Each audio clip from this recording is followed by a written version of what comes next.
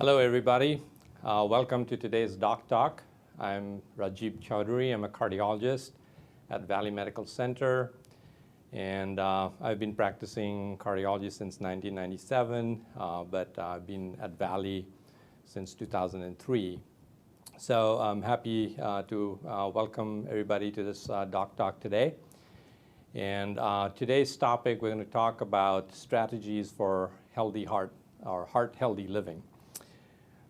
As all of you are probably aware, heart disease is the most common cause of death in the United States. Someone is having a heart attack in the United States every 40 seconds. That's the statistics. So it's pretty incredible. As we're talking here, somebody somewhere is probably going to the ER, getting a procedure done.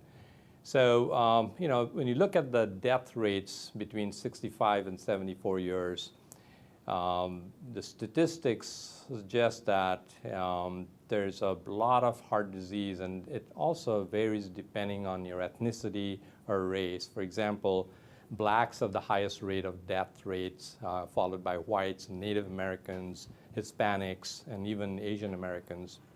So this is a common problem for pretty much anyone. And so I think it's important for us to talk about some of these, what are the risk factors that poses or increases the risk of heart disease. And traditionally, we look at high cholesterol, which is the number one, hypertension, which is high blood pressure, family history of heart disease. Generally, we're not talking about people who have heart disease in their 80s. But we're talking about somebody who dies young in the family, first-degree family relatives like parents or brothers, siblings. So those are kind of considered as high-risk family history. Diabetes mellitus, tobacco use, obesity, and physical inactivity, and stress. Stress is also a major factor here. In fact, half of all Americans have at least one risk factor.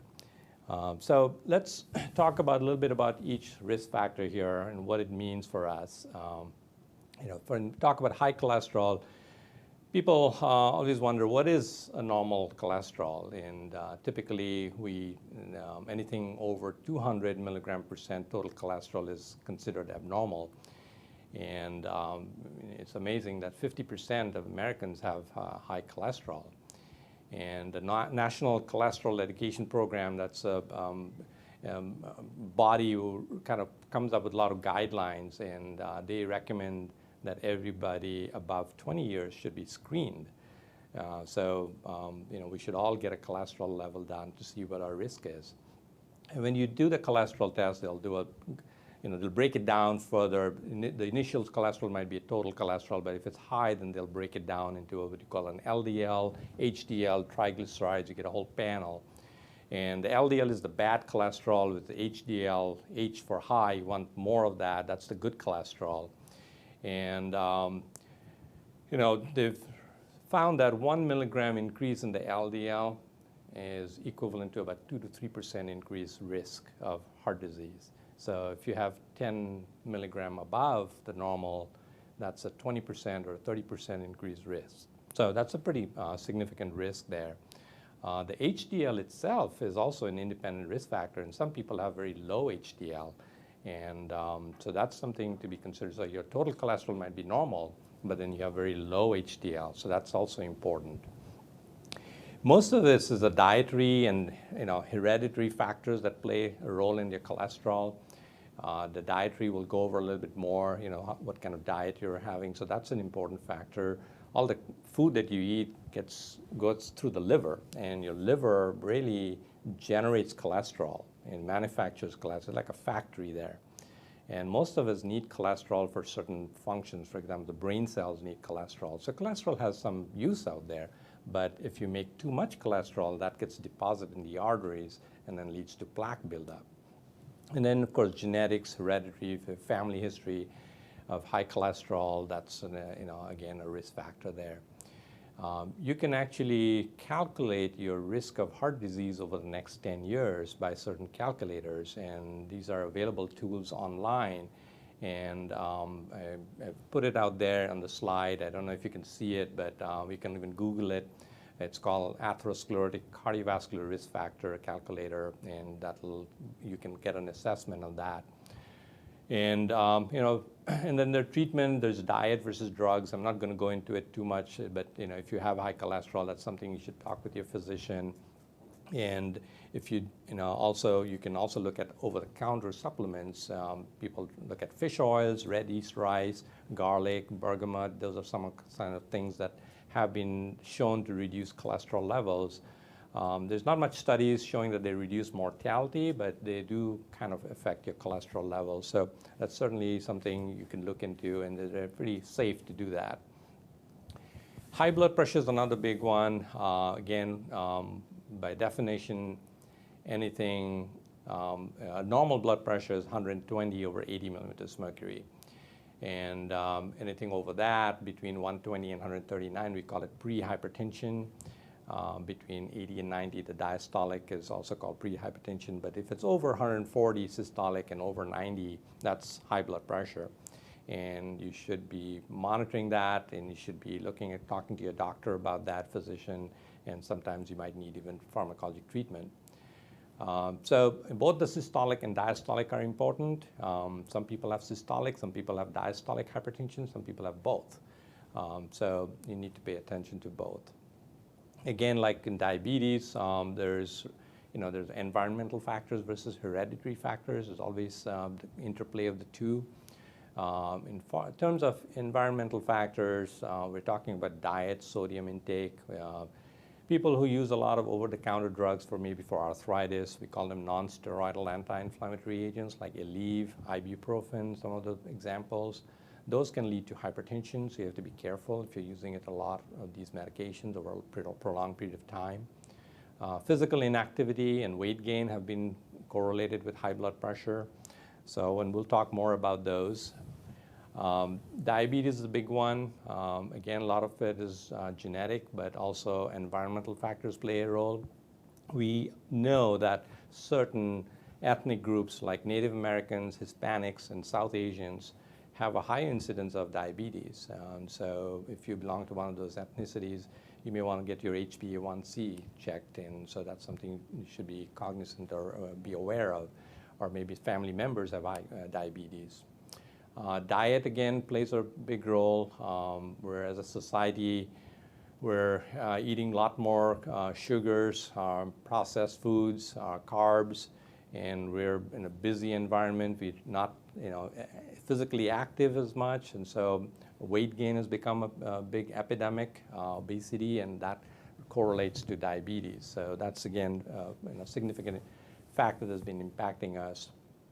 Tobacco use actually in the United States has gone down overall. I mean, when I travel outside the United States and Europe, and I see people smoking all the time everywhere, and you don't see that as much here because a lot of the restrictions and education, public education, has really impacted on the tobacco smoking.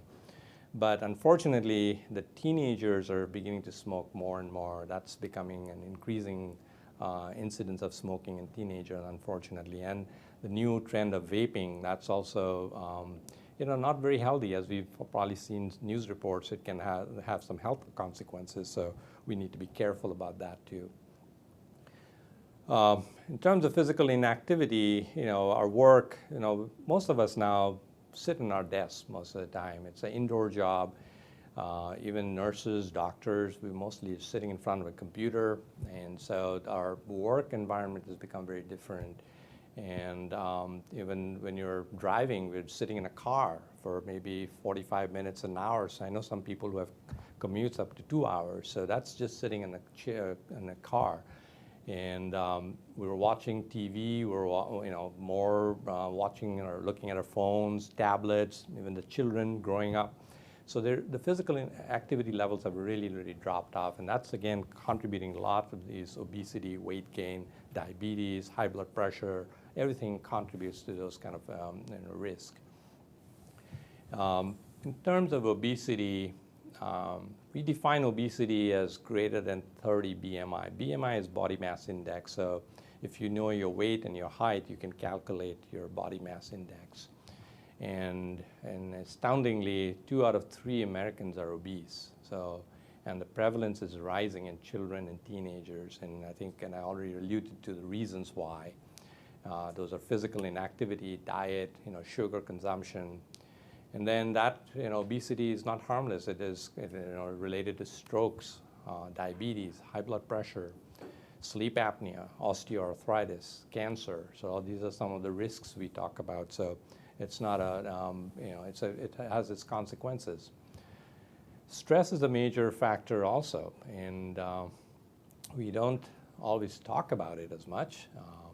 And even at work, I think I see a lot of my patients who are, they come to my office, and a lot of it is just stress related.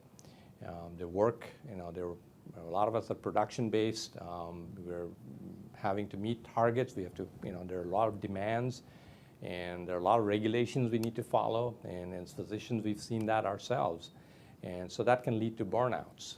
So you have to be cognizant about that. Even at home, raising kids, both parents are working, so there's a lot of stress raising kids, a lot of chores to be done. Partners are not, there for each other sometimes to provide support. And a lot of us, we're that sandwich generation where we are taking care of our parents, elderly parents, and the kids. So there's a lot of, you're getting pulled in two directions. And social media is another, factor in stress. People are spending more time in social media, and studies are showing that, there's more depression, there's loss of self-esteem, people feeling less than others, people who spend a lot of time in social media. There's a lot of news fatigue, and the world appears more dangerous or less appealing than actually the reality is. And so, when people are watching a lot of news all the time and focus on that, it can be depressing. And problem with this is the chronic stress leads to increased inflammation. You get a lot of cortisol, the stress hormones, and that can lead to adverse events, hypertension. So it's not benign, so stress needs to be addressed too. So we know what are the risk factors, and probably most of us have some of these risks, and so what can we do about it? And so the rest of the talk, I'll be spending a little time about that. And it all starts with diet. And I think we need to know how much calorie intake we need to be having every day and how much I consume, for example. And that is something, can be a little difficult, but there are resources out there where you can find out what is your caloric intake and how much you require. And one of the things that's very rich in calories is sugar, and so we need to avoid sugar. So we can start looking at serving size, food labels when you're eating, what are the carbohydrates, how much sugar there is, how much sodium there is. Looking at those are important. And there's a website called choosemyplate.gov, and it's on the my slides there. I encourage you to look at it and kind of have a better understanding about how to read food labels, how to choose food and serving size, what one serving size means, those kind of things. The American Heart Association also asks or recommends limiting saturated and trans fats that shouldn't exceed 5% of your calories. And typically, saturated and trans fat, a lot of it comes from animal-derived fats. And so when we talk about healthy fats, there are healthy fats like olive oil, canola oil, would recommend using those to cook. And then instead of frying, deep frying, using baking or broiling, those are healthier ways of cooking. Adults should limit their sodium intake to less than 2,300 mg per day, that's milligrams. Unless you have hypertension or heart failure, that's a different, and it's been lower than that. But just in adults, sodium intake should be not more than 2,300 mg.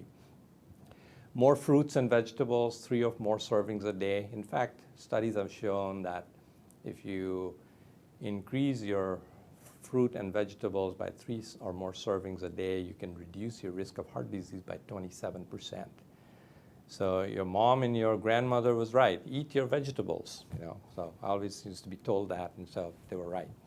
Whole grains and fiber. Again, there's an inverse correlation with glycemic index and consumption of sugars. When we talk about whole grain, we talk about oatmeal, whole wheat, brown rice, etc. So we should be consuming more of those. Legumes like peas, beans, lentils, soybeans, those are healthy things to incorporate in the diet. Even nuts, almonds, and walnuts. In fact, these are rich sources of monounsaturated fatty acids, monounsaturated fatty acids, and polyunsaturated fatty acids. They're also rich in fiber, minerals, and they help bring down your LDL levels.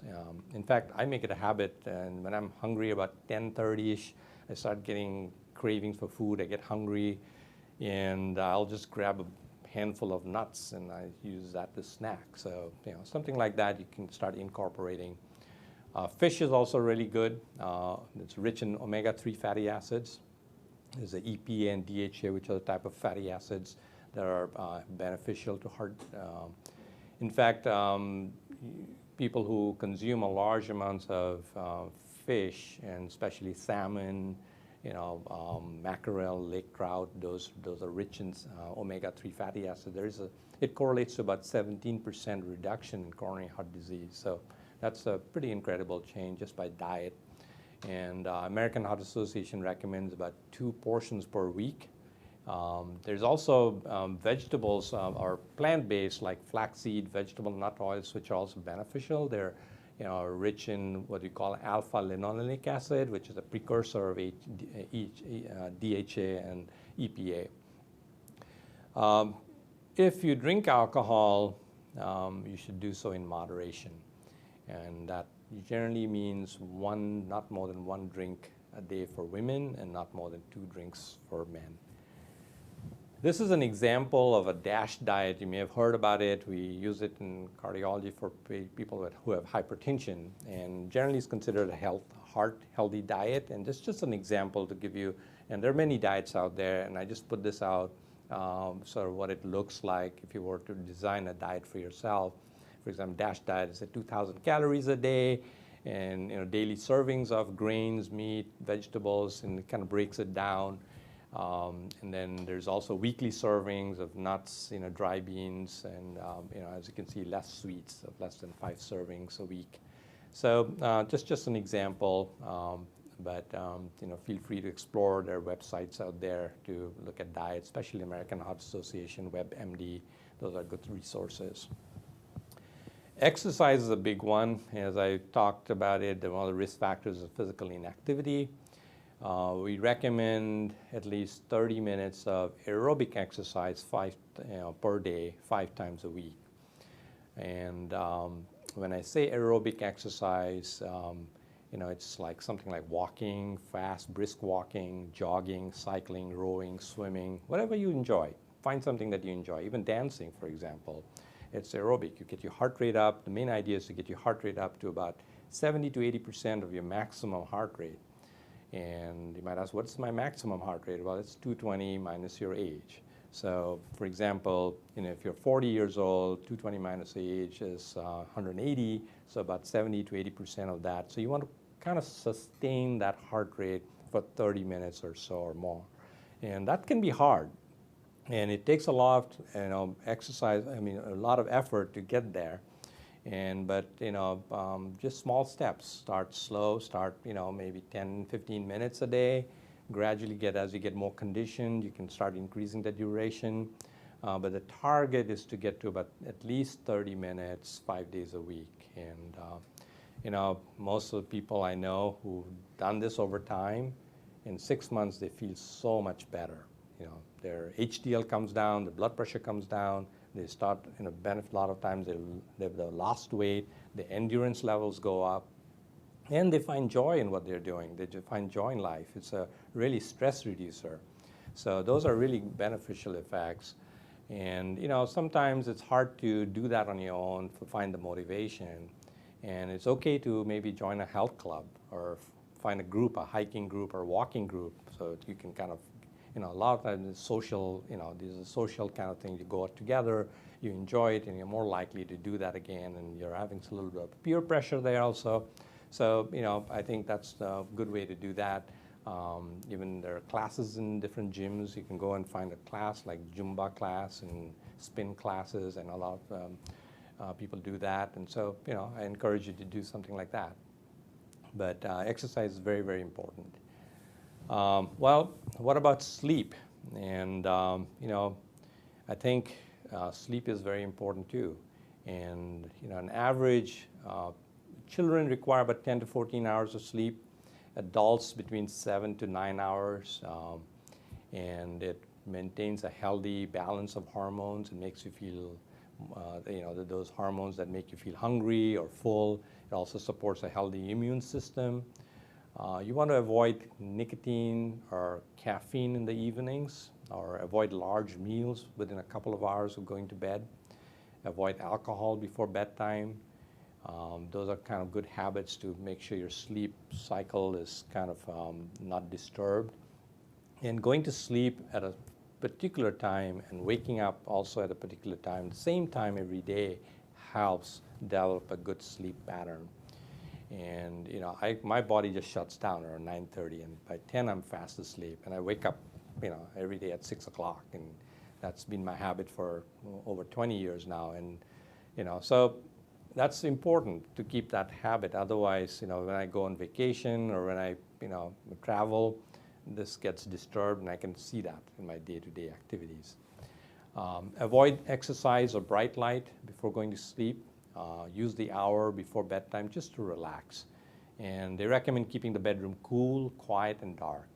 And those kind of things are just kind of things to think about. If you're having difficulty sleeping, that might be something to look at. Stress management is also very important. As we talked about, it can be a trigger for heart attacks, people get angina, it contributes to high blood pressure. Unfortunately, a lot of people have different coping mechanisms that may not always be healthy. For example, people think, okay, drinking alcohol may calm you down, smoking. A lot of people start eating more as coping mechanisms. Unfortunately, those are not very healthy coping mechanisms. Instead, I would encourage you to look into maybe some meditation techniques, exercise, physical activities, as I said, a stress reducer. There are relaxation techniques, deep breathing, biofeedback, self-hypnosis. Maybe you need, some people may need professional counseling. Sometimes it's just, we have a lot of stress and we bottle it up, and it's sometimes good to talk to somebody about it, and maybe a therapist, just to get it out. And sometimes that might be helpful. Otherwise, when you bottle it up, it comes out sideways, and sometimes against the kids or spouses, or our bosses. So it's important to manage that. Socializing, so some people, socializing works great. I know my wife, she enjoys that, having families together, getting get-togethers and friends or community. And that's also, good management, stress management. This is, as a society where I think we're becoming more stressed. We're becoming more aware of stress, at least now. And there's, people are talking about mindfulness, and you may have heard about it. And this is a cover from Time magazine 2014. They talked about the mindful revolution. And, if you haven't, if you don't know what it is, I would encourage you to look into it. Practicing mindfulness is a very key step in stress management, and just becoming more aware of what's going on inside, and understanding what's going on. So there are a lot of resources out there. There's one, I actually went to a conference recently, and it's Northwest Mindful, I forget the name, it's there on on the slides here. But it's a local resource. They have classes, online classes. You can look it up, and I encourage you to look into that. So the bottom line, in the way I look at it, for heart-healthy living, the three key pillars, and they put it out on the slide there. It starts with diet, and then exercise, and I put out there exercise. Any type of exercise is good, but also social bonding, and that's part of the, that's why I put a hiking as a group, for example. So anything that you can do on a regular basis, to get your heart rate up, aerobic exercise. And then mindfulness, whether it's yoga, meditation, there are mindfulness, there are different types of meditations out there. and there are different schools of meditation, so you can look it up. And whatever you think is going to be helpful for you, I encourage you to look at it. But yeah, that's kind of the 3 key pillars here for living a healthy lifestyle. So every journey begins with a single step, they say. So I encourage you to take your first step today towards this journey, and I wish you all the best towards a heart-healthy life.